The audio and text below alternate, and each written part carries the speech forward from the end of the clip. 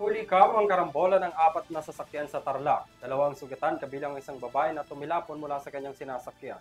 Tunghayan ang balitang pulis mula kay Shai Morales. Nagkarambola ang apat na sasakyan sa kahabaan ng MacArthur Highway sa San Rafael, Tarlac nitong Martes ng gabi. Pasado alas 8, makikita sa CCTV footage ang sunod-sunod na sasakyang dumaraan sa highway.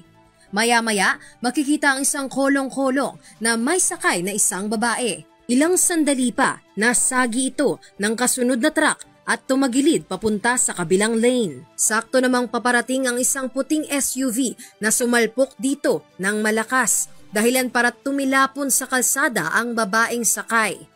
Kasunod dito, bumangga rin ang isang bus sa likuran ng truck na unang nakabangga sa kolong-kolong. Sugatan ng babae at ang driver ng kulong-kulong habang wasak naman ang harapan ng bus dahil sa impact ng pagkakabangga sa likuran ng truck.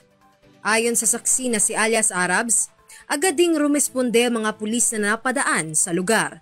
Samantala ligtas naman ang mga sakay ng SUV, bus at truck sa naturang aksidente. Para sa EuroTV News, ako si Shai Morales, sumasaludo sa bawat Pilipino.